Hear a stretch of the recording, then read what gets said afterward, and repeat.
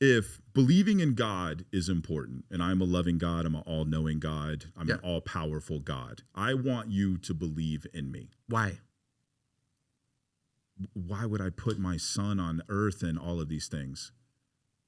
Well, why? Why? We'll see now I'm arguing against something that you don't seem to believe in. And that's why I said to define being a Christian. So let me just finish my point, and then you can get to it. My whole point is that the reason why I think religion is just the invention of man is because if there was this loving God and he did want us to believe in him, and that ultimately religious documents and whatever else was the mechanism through which we had a relationship with him, if I am a loving God, I am going to make that mechanism as effective as possible. I want you to believe in me. I want you to have a relationship with me. So if this is the mechanism, if I am truly loving, I'm going to make that mechanism effective.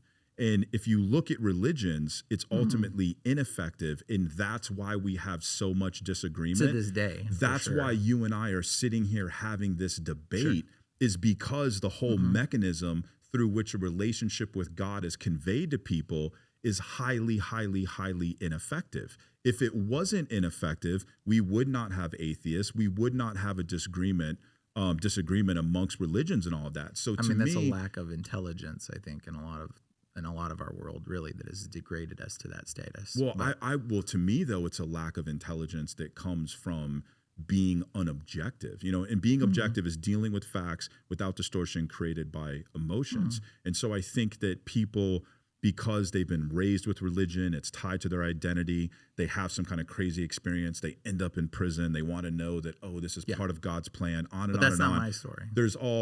There's all these emotional reasons that cause them to pull a bag over their eyes and tell themselves they believe. I agree with you. And that's what I did for the longest time. And when I finally pulled that bag off of my eyes and was intellectually honest, that's when I experienced peace. So I'll tell you that when you said, I don't believe, the demons that were influencing your life said, we got him.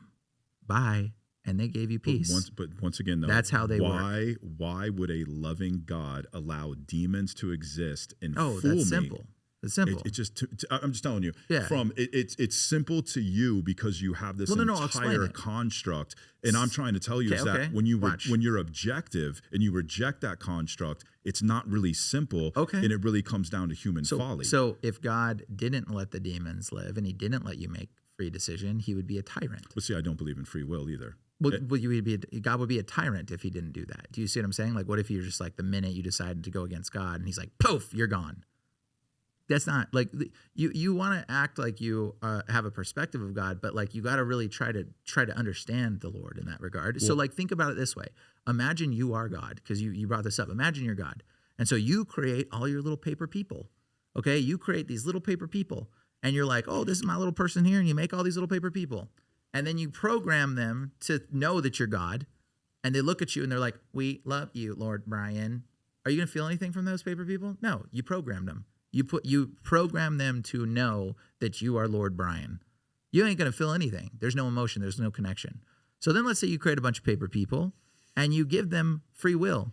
I don't believe in free will. Well, let's say that is a construct and you give them that will. And then you say, hey, listen, people, you can do what you want. And then you just step back. And then the little people out of all those ones turn around and they go, hey, where did we come from? Who's that guy over there? Is that a guy over there? Did he make me? So then, because of free will, people suffer, and that goes back to now you're negating that God is all love. No, I'm not. Watch, I'll finish and I'll get to that. So the little paper people turn and they go, did you make me, Lord Bryan? And you're gonna go, my little paper person, I made you. Yeah, I love you. And like, you're going to feel this emotion, this connection, because this individual had its free intellectual right to do whatever it wanted. It could give you paper cuts if it wanted. It could neglect you. It could reject you. It could do whatever it wanted. But it turned and it said, did you make me? And you felt something in that moment because God allowed us to have our own freedom of understanding of expression and gave us that free will to do whatever we want. And we chose those that choose to say, God, are you real? That's all he wants. He wants friendship. Ultimately people are like, I want to go to heaven one day when I die. What kind of selfish nonsense is that?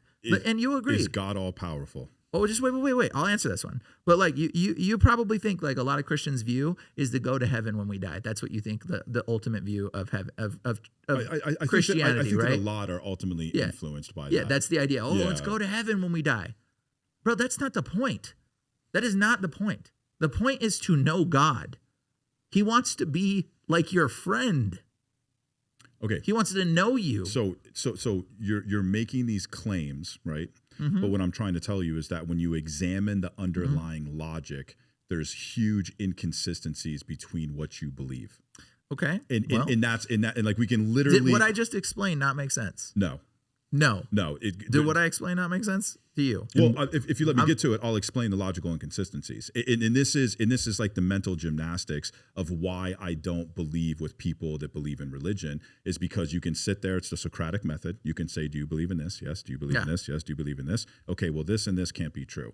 And in order to make that true, you have to jump through these mental hoops that are just absolutely. There was no mental hoop with what I just explained. I was trying to ask you questions to actually get to the inconsistencies, and if you follow, if you follow these debates, I mean, part of it is the problem of evil. Alex O'Connor covers the problem of evil all the time.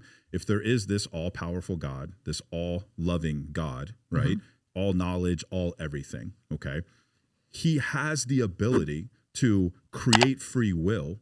And also, okay, just let me finish. He would also have the ability to see to it that everyone comes to him as a result of free will. And I think that you would admit that people die without knowing him and also with suffering immensely. So the whole thing is that if you believe all these premises over here, you can't make sense of the suffering. And so you're talking about free will and you're saying that God wants you to know him, but God wants you to know him that you came to him as a result of free will. Okay, well, once again, if he is all powerful and he is all loving, then my opinion is that it goes without saying that he would create a reality where we still all came to him. And you're talking about robots, bro. That's the exact analogy I gave you in the beginning. Little robots. No. How is that not little robots? So now what you're doing is you're doing what's called a false equivalency. So you're saying it's either or, and I'm not saying it's not either or. And I'm not saying it's either or. Right. From these premise that you would agree on and you would say you believe, sure. I am saying that it would follow if he was all loving, he was all powerful, there is free will and everything else that you stated. I am saying that if you looked at all those premises, you would come to the conclusion that all of us are going to have a relationship with God, knowing him, ending up in heaven, whatever it is supposedly that he wants. I think you do. I think you have a relationship with God, bro. I think you absolutely do.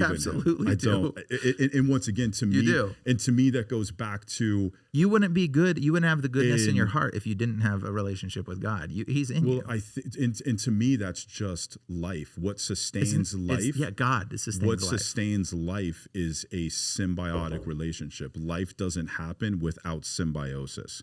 So the very reason why we exist, why this planet is here, is because there are processes that what goes out is ultimately what comes back in. And where does life come from? Wherever you guys are watching this show, I would truly appreciate it if you follow or subscribe. It helps a lot with the algorithm. It helps us get bigger and better guests, and it helps us grow the team. Truly means a lot. Thank you guys for supporting, and here's the episode.